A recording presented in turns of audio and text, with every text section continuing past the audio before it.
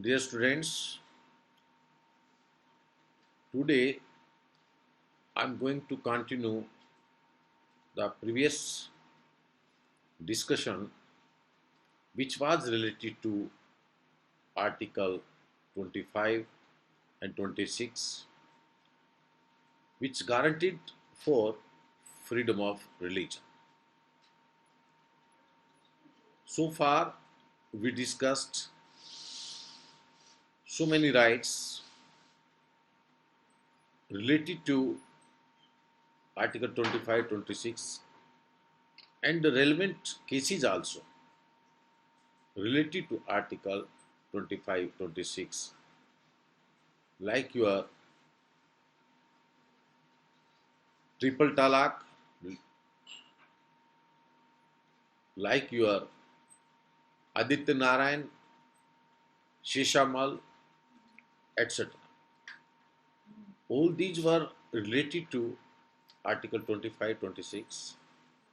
Again, today I am going to discuss the same chapter, especially in the light of one latest and famous and equally controversial decision which has been delivered by the Supreme Court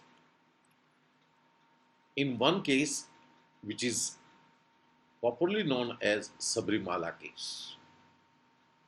The Sabrimala case or the issue related to the freedom of women, especially for the entry to be given in Sabrimala temple in Kerala.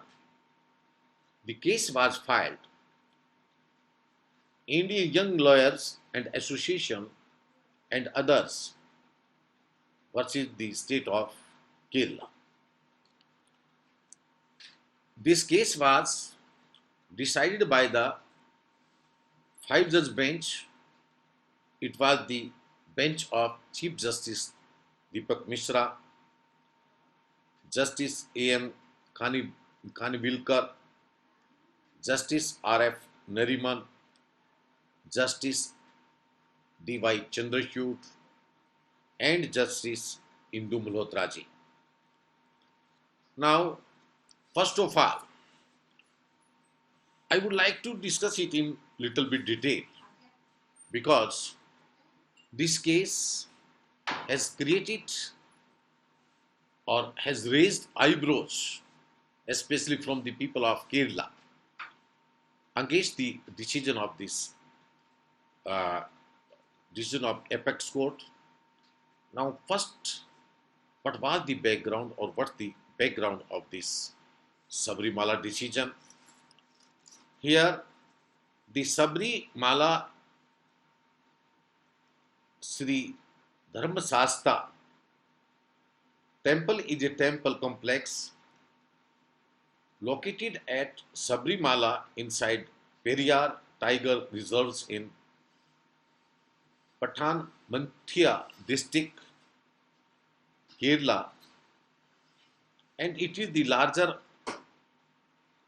or the largest annual pilgrims in the world with an estimate of between 17 millions and 50 millions devotees visiting every year. What does it mean? That you could see the importance of this temple, that so large number of devotees are going to visit this temple every year. The temple is dedicated to the Hindu celibate deity Ayappa, also known as Dharma Sasta, who according to belief is the son of Shiva and feminine incarnation of Vishnu. The deity in Sabrimala temple is the form of yogi or a brahmachari according to the tantri of the temple. The god in Sabrimala is in the form of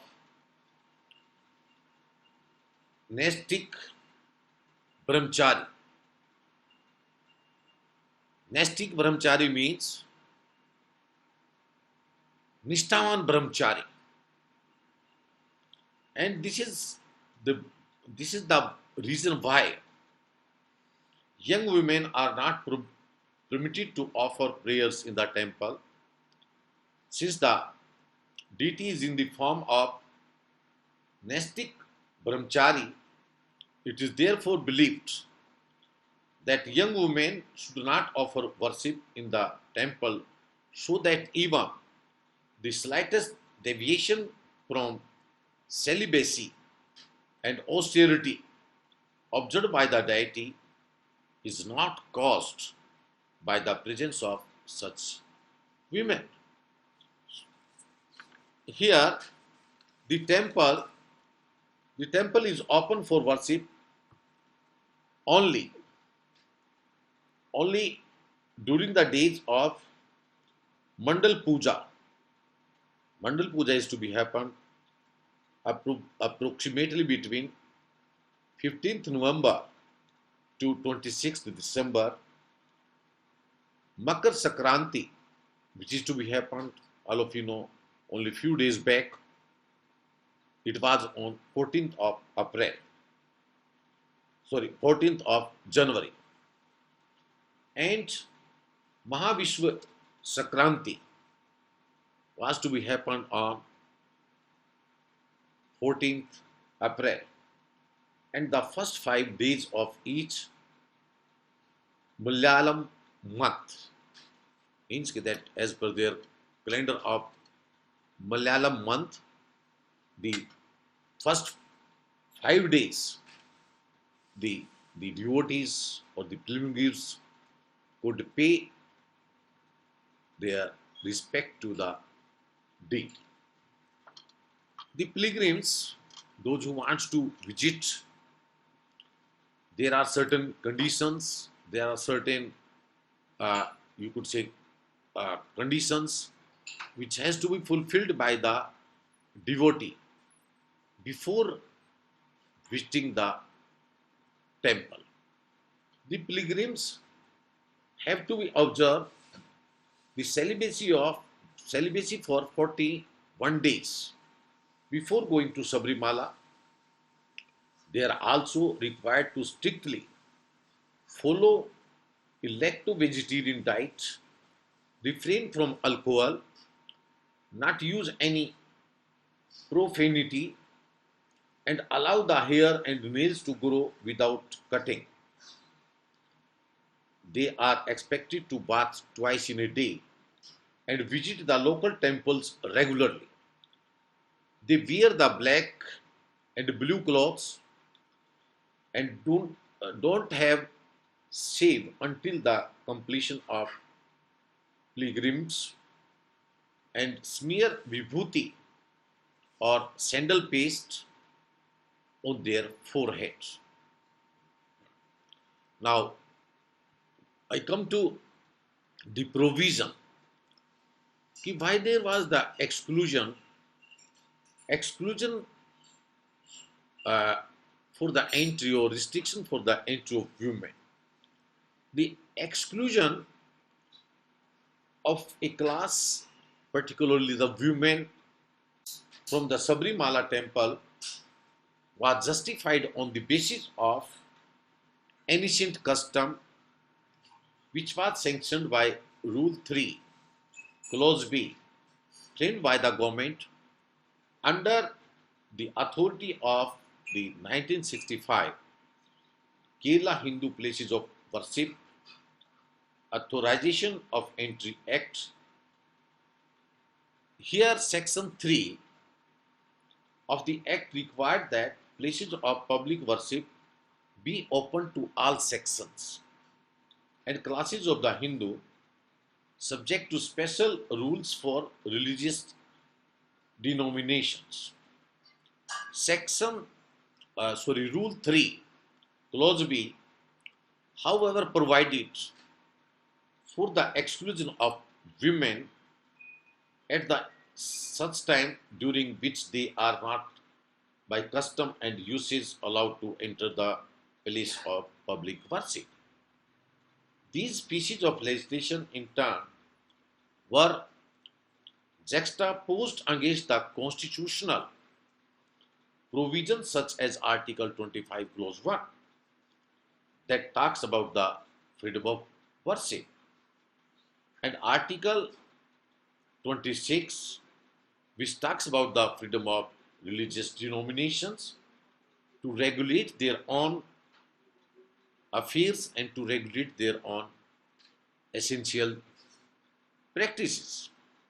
And Articles 14, which talks about the right to equality, and Article 15, which talks about the prohibition of discrimination on the basis of religion, race, caste, sex, etc. So,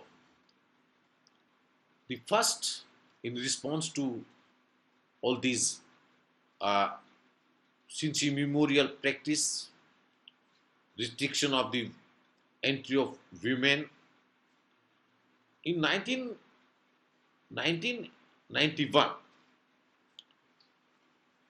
one PIL was filed, and it was the Kerala High Court which had judged the restriction of entry of women ages from 10 to 15 to the temple was in accordance with the usage prevalent from time immemorial, and directed the Devasam board to uphold the customary traditions of the temple. Means that in 1991 the PIL was filed, but the contention of the petitioner was rejected by the Kerala High Court and uphold the prevailing customs, which was uh, meant for restricting the entry of the women aging from 10 to 50. However, on 28th September 2018, as all of you know, the Supreme Court of India overturned the restriction on the entry of women, declaring it unconstitutional and discriminatory. And the Supreme Court had ruled that women of all age groups can enter the Sabrimala temple in Kerala. The apex court, in a 4-1 majority, said that the temple practice of the temple practice or the prevailing customary practice violates the right of Hindu women, and that banning entry of women to shrine is also a gender discrimination. On 2nd January, the decision was delivered on 28th September 2018. On 2nd January, the two women under the age of 50 finally entered the shrine for the first time since the Supreme Court verdict, even after even after restrictions or attempts given by the many others failed due to the protests by the devotees. Means that they were tried to they were restricted to enter, but only the two women succeeded to have entry in the Sabrimala. Now, in case if we talk about the uh, facts, although we are discussing the facts, uh, the Sabrimala temple is one of the Kerala most famous temple, and it is dedicated to worship of Lord Ayappa, who is also referred to as a Dharmsasta or Lord of Dharma, and is worshipped as a Nansista Brahmachari or celibate for life. Therefore, as per notification by the Devasam board that manages the temple, women belonging to the maturating age are not permitted to enter the temple. The Sabrimala temple is managed by Travancore Devasam board, and the centuries old restriction that restricts women of maturating age from temple entry had been challenged now and then. As I got mentioned earlier also, that in 1991, Kerala High Court upheld an age-old restriction on women of certain age group entering Sabrimala temple. A two-judge bench decreed that the provision by the Travancore Devasam board that administers the hill shrines does not violate either the constitution or a pertinent 1965 Kerala law. In 2006, what happened? A famed astrologer conducted a temple centric assignment called Deva Parsanam and declared, having found signs of women's entry into the temple some time ago. Soon after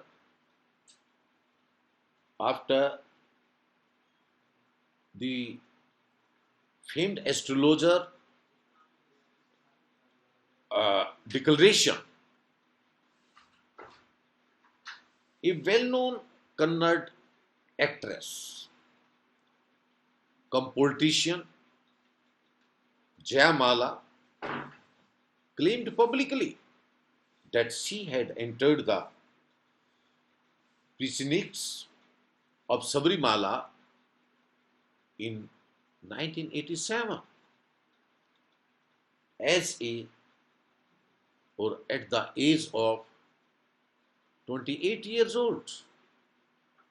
Even she claimed to have proudly touched the deity inside the sanctum or sanctorum as a part of a film shoot, adding doing connivance with the priest or connivance with the pujari. And this admission for making or confession for making entry by the actress at the age of 28 years had created hue and cry in Kerala. In 2006 itself, it was the government of Kerala decided to probe into the matter through its crime branch. But later on, the case was dropped. In 2008, it was the Kerala's left democratic government filed an affidavit supporting a PIL filed by women lawyers questioning the ban on the entry of women in Sabrimala.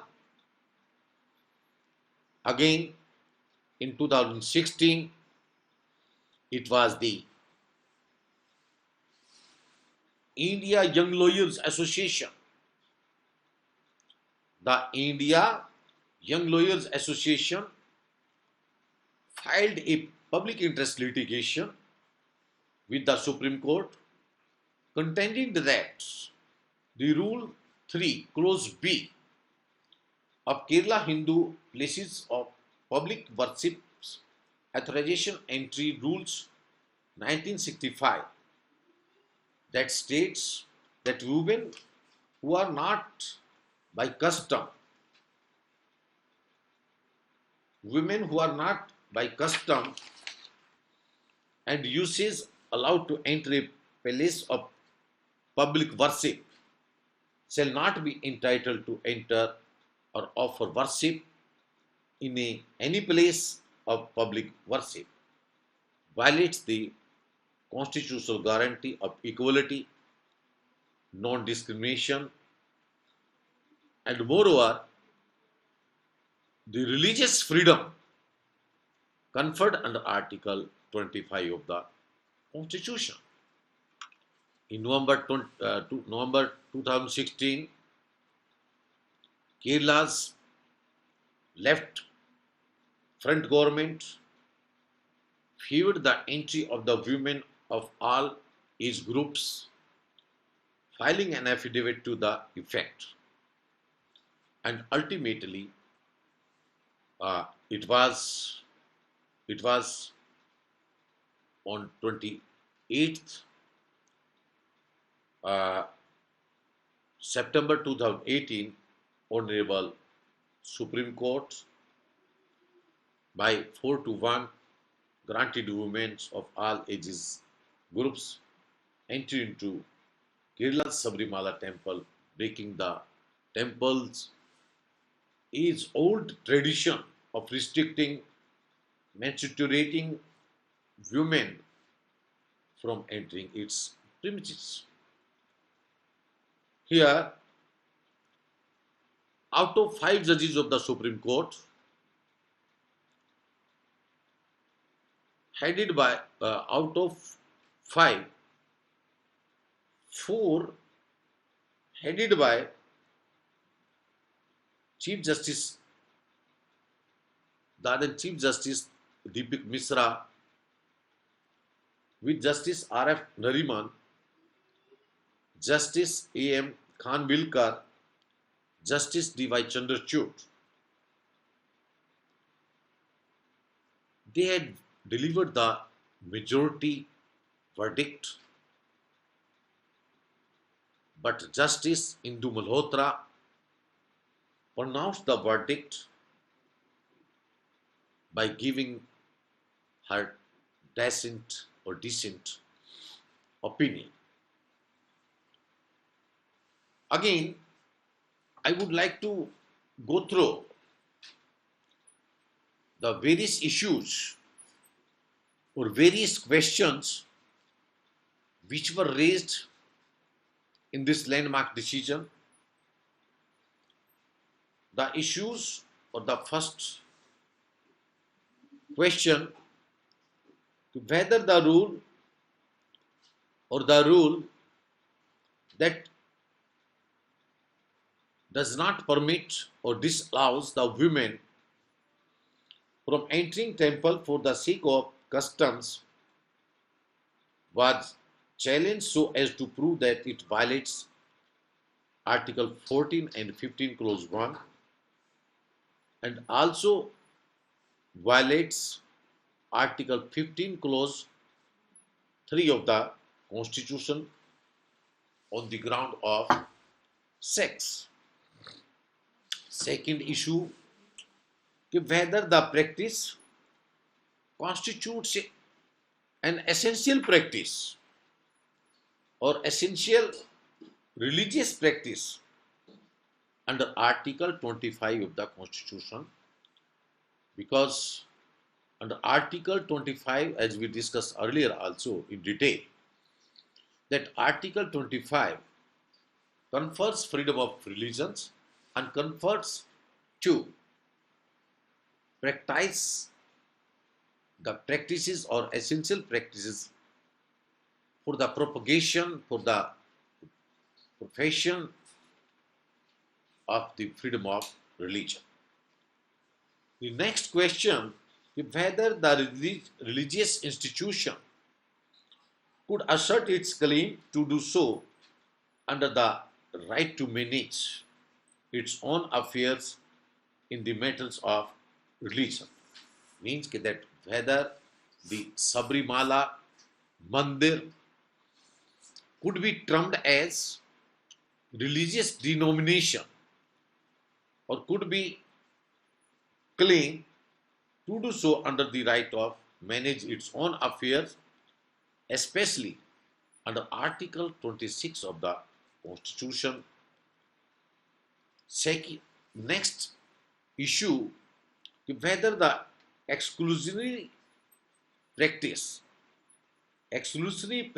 based on the biological factor exclusive to the female gender amounts to discrimination.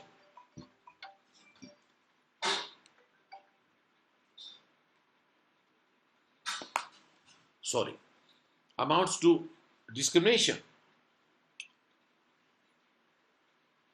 Next issue, which was raised before the court or which was discussed before the court, whether Sabrimala Mandir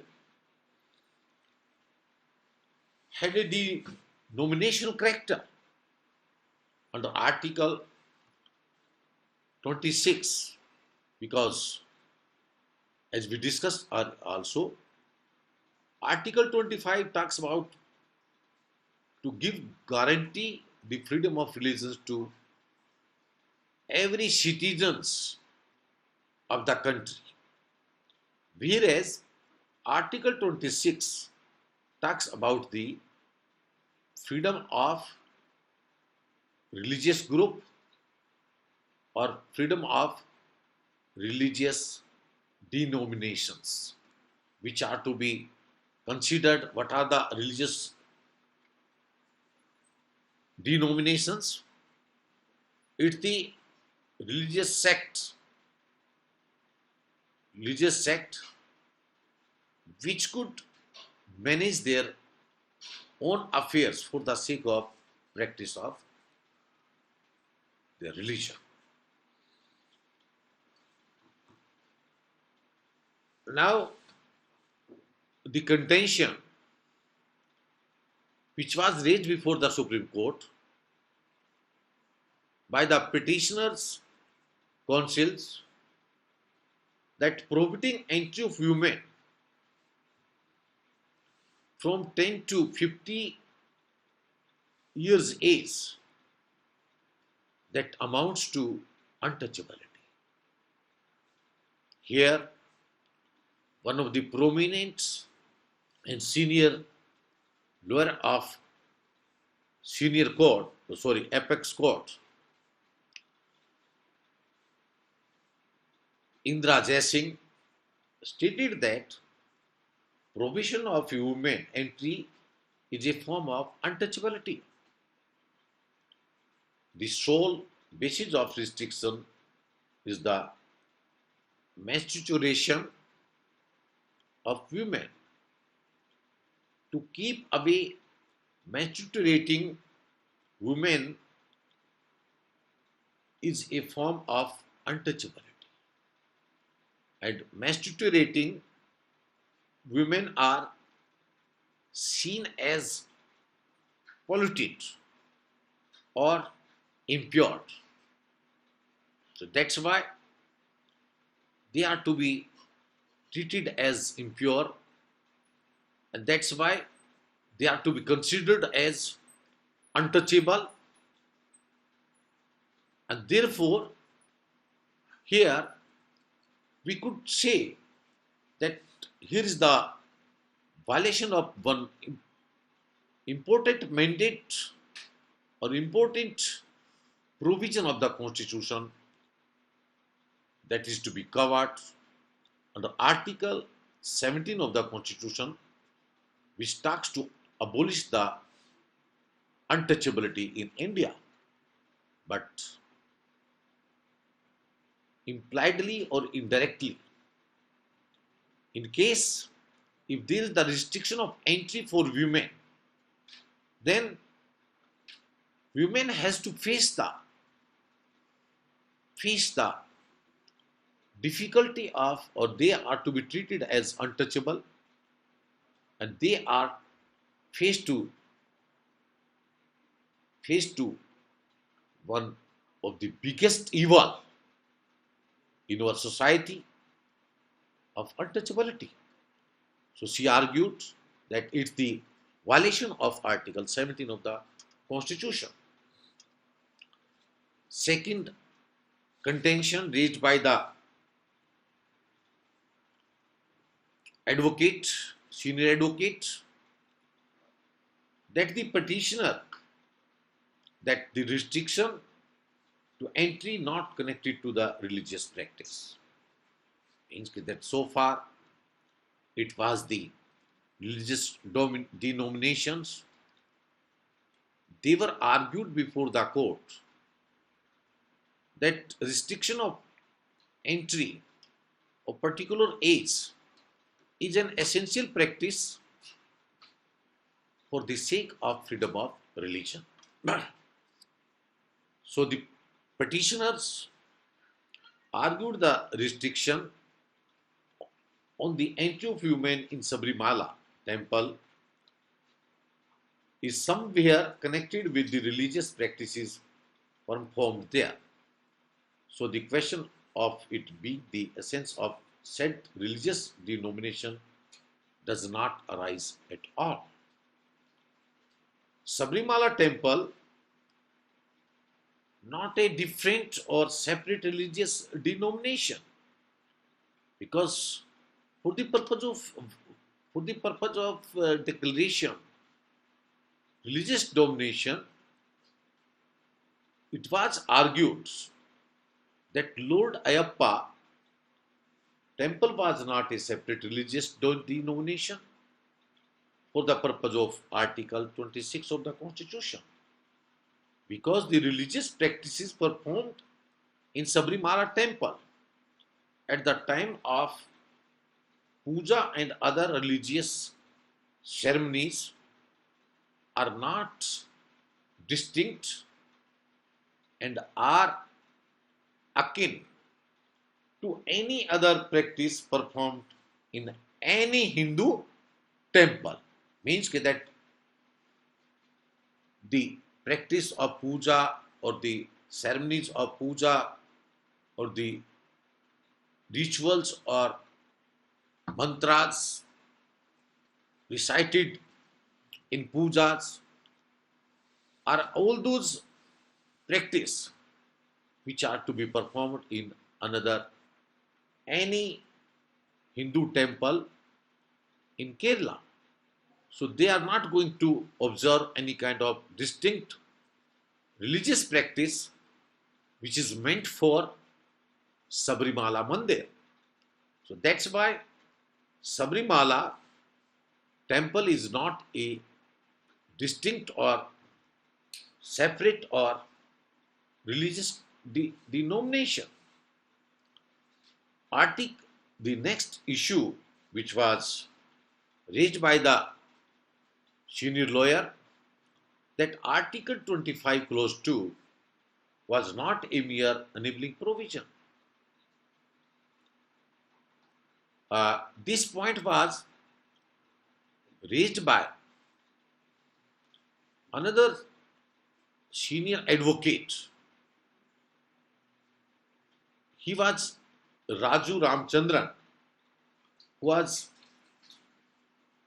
appointed as amicus curiae in the matter, stated that the right of women to enter temple and offer worship flowed from Article 25 clause 2. What was the contention given by Raju Ramchandran, who was appointed as amicus curiae to the court. He argued that Article 25, Clause 2, Clause B was not a mere enabling provisions. As we discussed in our previous lecture, Article 25, Clause 2, Clause B is meant for social reforms and also meant for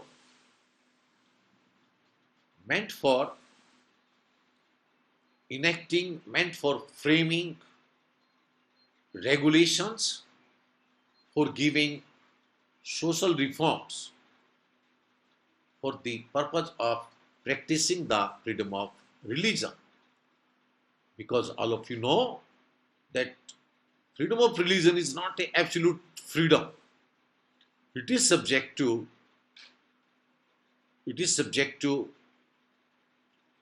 morality, it is subject to public order, morality, and health of the society. So in case if the practicing of freedom of religion becomes any kind of impediments or creates any kind of disturbance or interference, then those can be regulated for the sake of public order or for the sake of all these reasonable restrictions. And that's why we can share that Article 25, Clause 2, Clause B, as it was contended by senior advocate Raju Ramchandran, that it was not a mere enabling provision, means that it is not the discretion of the state whether they are going to frame the regulatory measures or not. It is not a mere enabling provision which permitted enactment of law to make temples accessible to all sects and classes, but under Article 25, Clause 2, Clause C, it granted a substantive right. What does it mean? It granted a substantive right means it granted a fundamental rights of others. Justice Hindu Malhotra, who had a decent opinion in this landmark decision, Honorable Justice cited example of temples which bans the entries of men in a temple. Justice Hindu Malhotra ji had cited the example of Atukal Bhagavati temple in Kerala itself, which is exclusively for women devotees, and asked whether exclusion of men was discriminatory.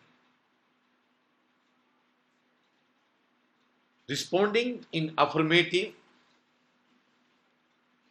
Surendranath, advocate or Surendranath, submitted that it was equally discriminatory. So, how did the Travancore Devotion Board justify the ban? Means how that Travancore board, Travancore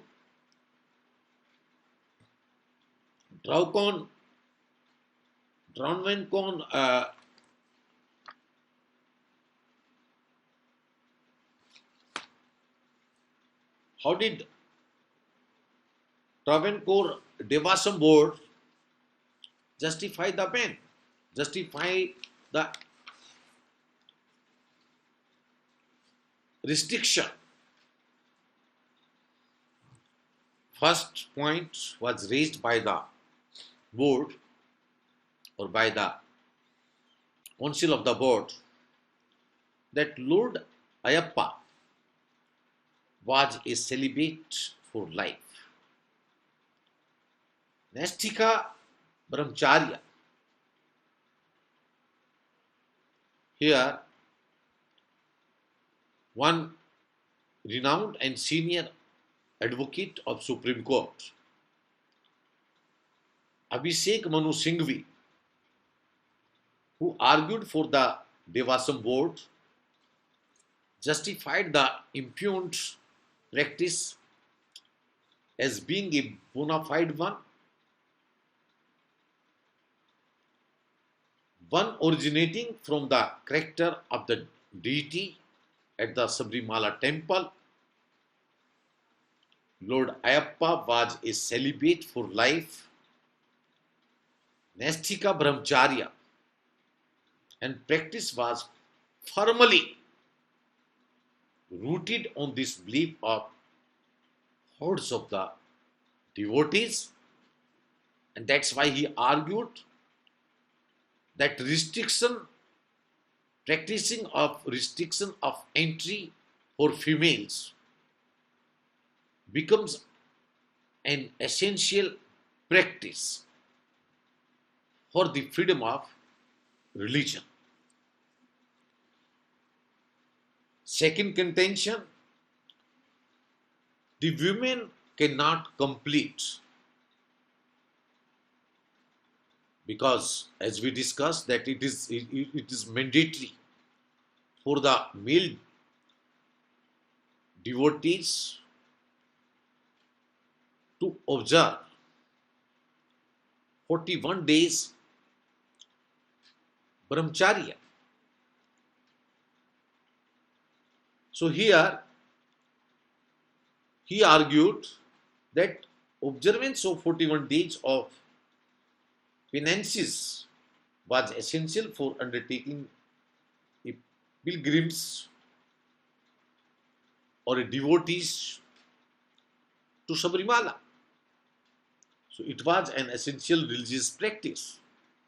So, and he argued that it was not psychological feasible for women to complete the 41 days of penances or this kind of practice of celibacy. Sabrimala temple case and written submissions which was supporting the women entries. In written submission again, the senior advocate Indra Jai Singh had submitted that prohibiting women from entering the temple is similar to the practice of untouchability. And because menstruating women are perceived as impure and polluted, she further submitted that the restriction offends the concept of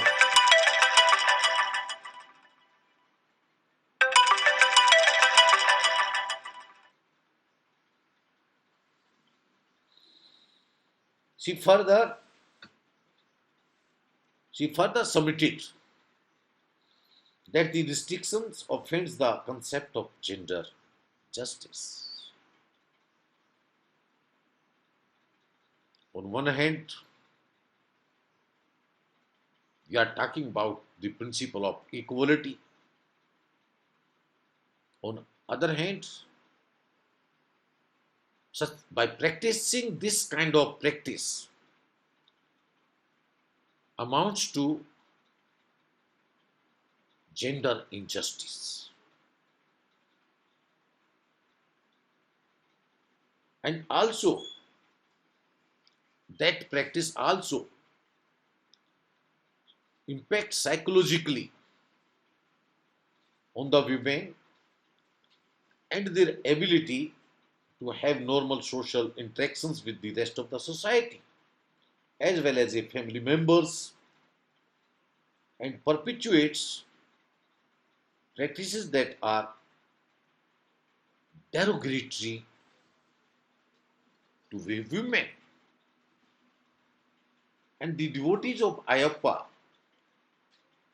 do not constitute a religious denomination as they are Hindus.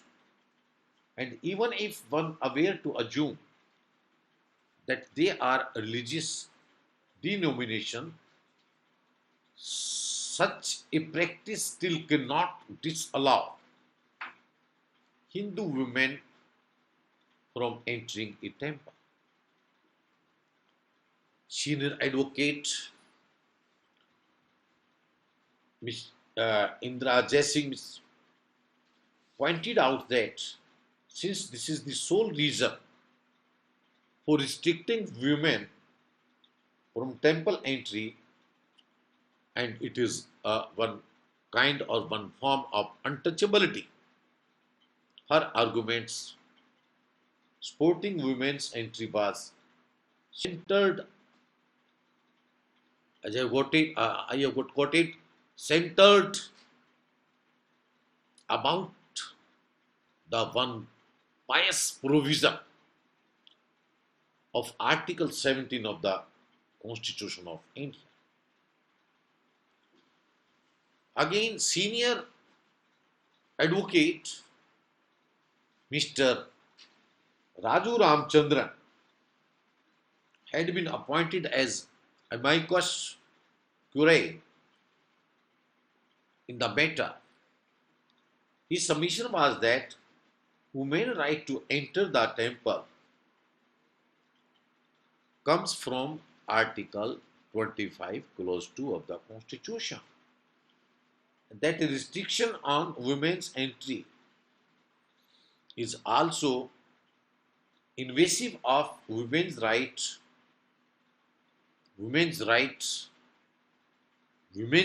to privacy. How it is invasion or violation of women's right to privacy? Because once you are going to make a restriction for giving entry to the women, especially from the age of 10 to 50, then the women will have to disclose first of all age, then she will have to disclose that she is no longer menstruating. So it is invasion the very personal and very private affairs which is being violated by this practice, by this unreasonable practice.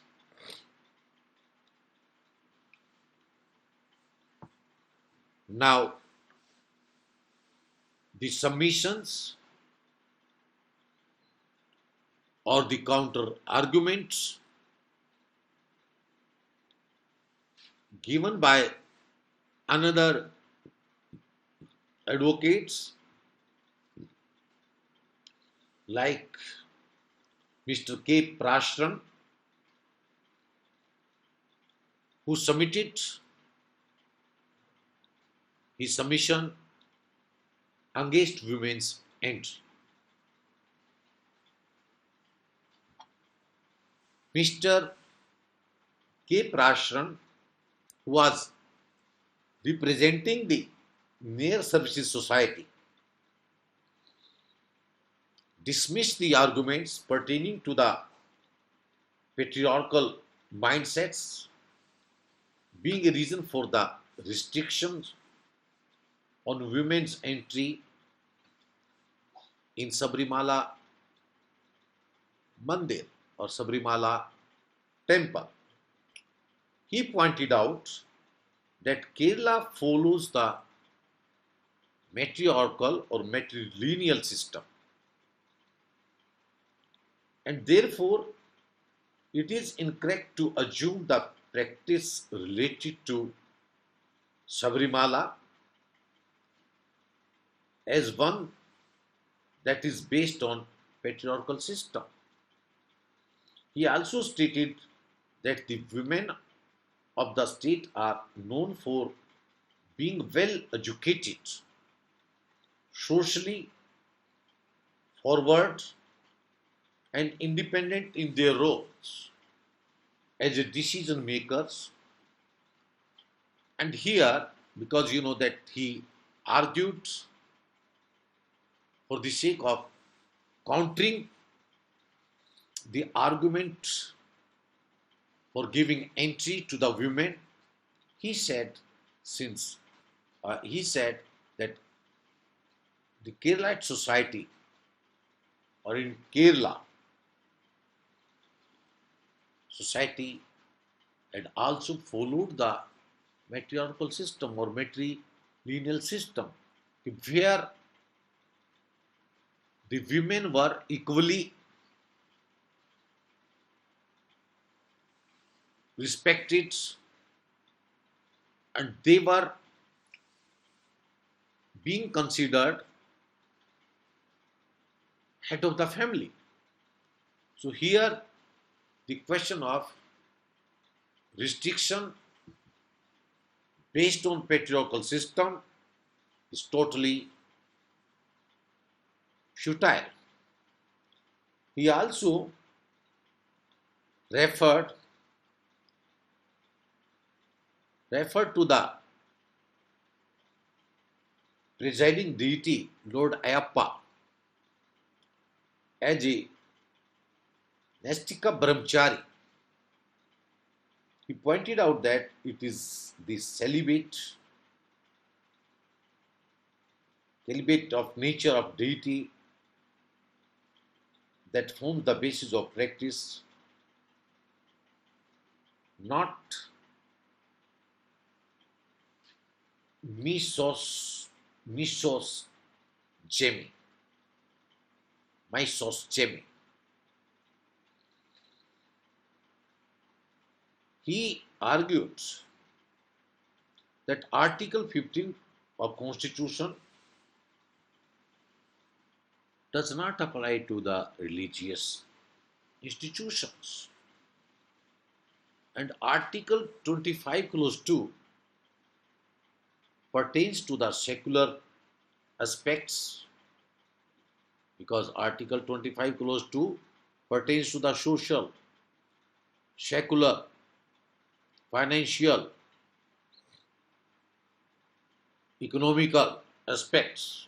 So he raised his point that Article 25 Clause 2 pertains to only the secular aspects and it is only pertaining to the social issues, not the gender or the religious based issues. In particular, the senior advocate also pointed out that Article 15 Clause 2 provides citizens with the right to access to the public places such as hotels, shops, and so on. But nowhere does it mention, nowhere does it mention public temple. So he asked the Supreme Court bench to consider the deity's unique nature while going into the details of the constitutional validity of temple practice. Next argument: the Hindu religion As per senior advocate K. Parasharan, argued, he has argued, as per the Hindu religion, has always upheld the right to equality, as he cited the examples of Lord Shiva being worshipped as Ardhanari, Ardhanari Shivara, Ardhanari Shivara, which embodies half male and half female. Means he was argued that all the times Hindu religion or practice of Hindu religion does not amounts to discriminate or does not amounts to offends the principle of equality, as he cited the worshipping of Lord Shiva as Ardhanari Shivara, that is half male and half female. Another lawyer or senior advocate, Justice Sai Deepak, who was representing the people for Dharma, in his written submission, he had pointed out that the petitioner's position suffers from a grave error as it fails to distinguish between diversity in religious traditions and discrimination, and that the petitioner has turned a discussion on the deities, celibacy or brahmacharya into alleged notions of impurity associated with menstruation. He further submitted that the rules of brahmacharya, when it is observed by the women devotees, also requires them to avoid all contact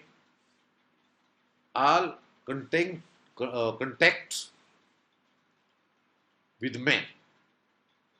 He further stated that in his written submission that the practice of Nastika Brahmacharya has been given a name that a man who hates women is totally baseless, ignorant, and extremely mischievous manner.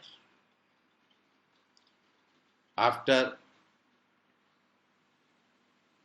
hearing the arguments from both the sides and from the various angles, it was the bench of Supreme Court or Apex Court on September 28th, 2018 lifted the ban and ruled that the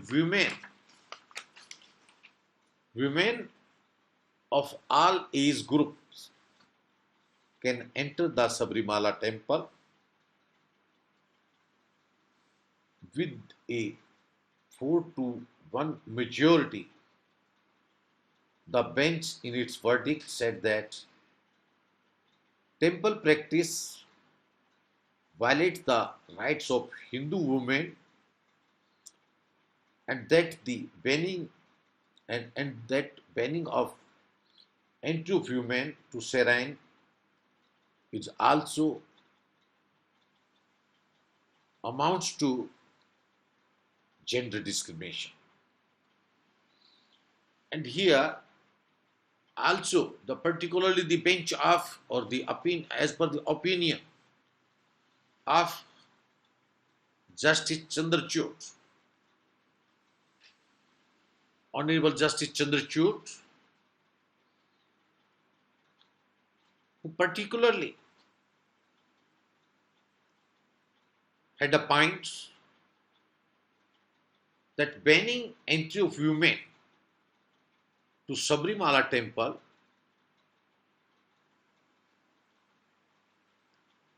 amounts to amounts to practice of untouchability and it's the violation of not only Article 14, Article 19, Article 21 and Article 25, but also the violation of Article 17 of the Indian Constitution. So here we could conclude by giving the significance of this landmark decision, landmark verdict, as by the majority of judgment, it is amply clear that the underlying basic principle that the Constitution of India is supreme. Because the majority opinion supported the principles of Constitution, and that's why Constitution is supreme. The Honorable Chief Justice of India and his companion judges in different words unequivocally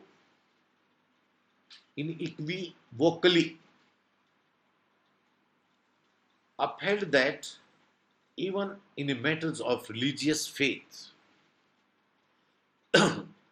governments, religious and other institutions, and the people of India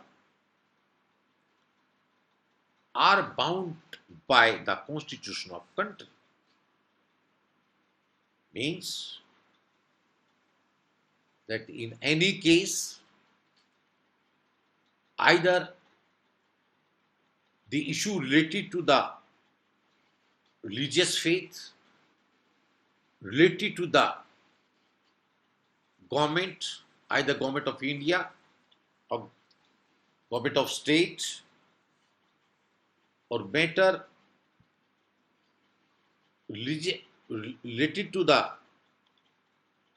other institutional, means that your other religious institutions,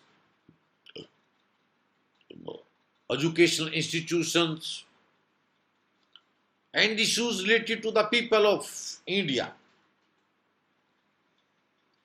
all of them are bound to follow the principles of Constitution in this country. So this historic verdict supersedes all other laws of the land and customary practices and beliefs and traditions of different religions, different faiths, which were contrary to it. Thus, on one hand, it proclaims the trump of women's rights especially towards equality with men, and on other sides it it establishes the supremacy of constitutional morality over the customary laws, rituals, and traditions. So the far-reaching socio-economic and political consequences of this historic judgment will unfold themselves as the country moves forward. And here, now, what could be the critical analysis of this judgment? As all of you know, that religion has morphed into different configurations in modern societies, and hence we need more holistic approaches to comprehend its difficulties, complexities, and the rationality of any religion or particular ritual is mostly determined and propagated by the male leaders and members in the group in order to perpetuate their domination. They tend to devise the customs, often by the irresponsible interpretation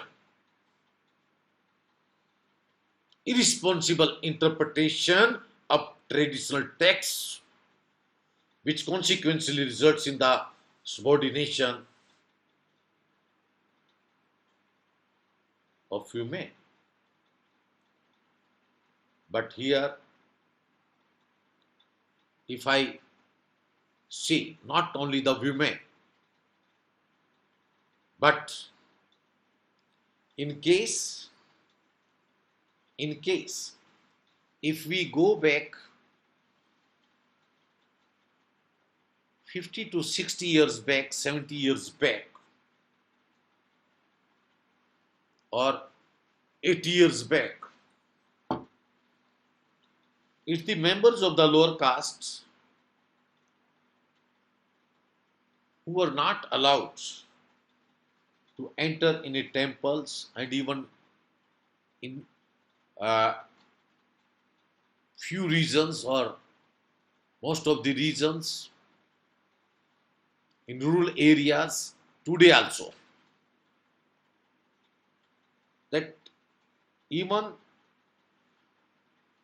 the members of lower castes, either it's the male or female, they were not allowed, and they are not being allowed to enter in a temple,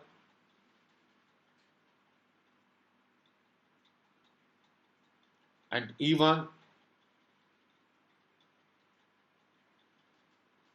non-Brahman, as we discussed earlier also,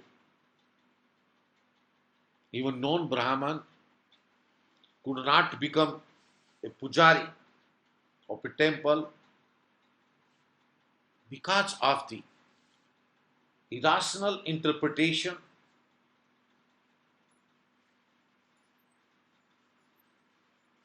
of traditional texts, which results into the subordination of women, not only of women but men also. Here, with all regards and with all due submission, Justice Malhotra sets a dangerous practice, sets a dangerous precedent by stating that courts should not delve into the rationality of religious practices.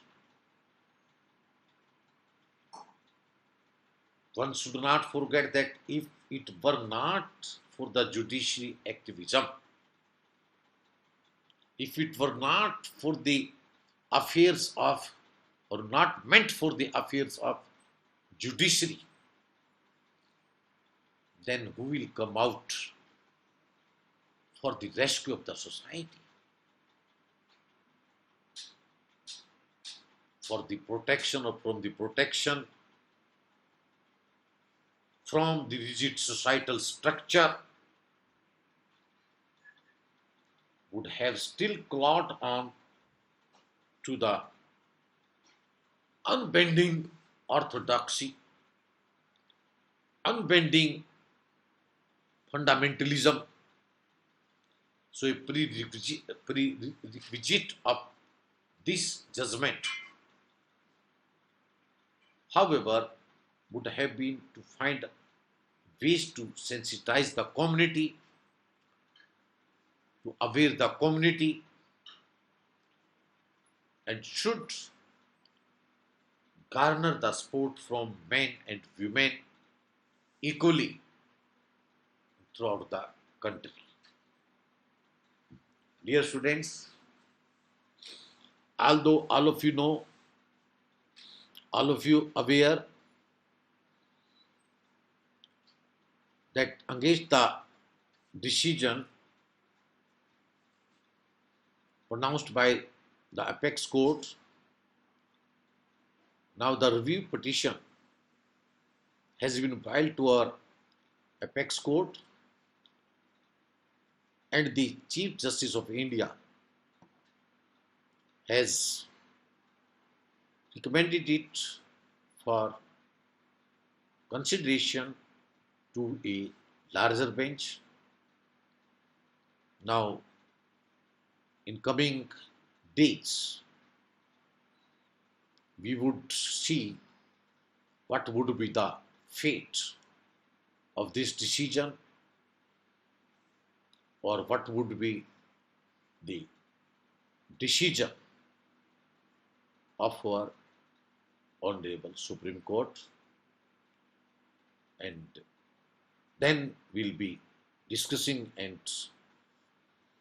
knowing it, discussing it accordingly. Thank you. Thank you.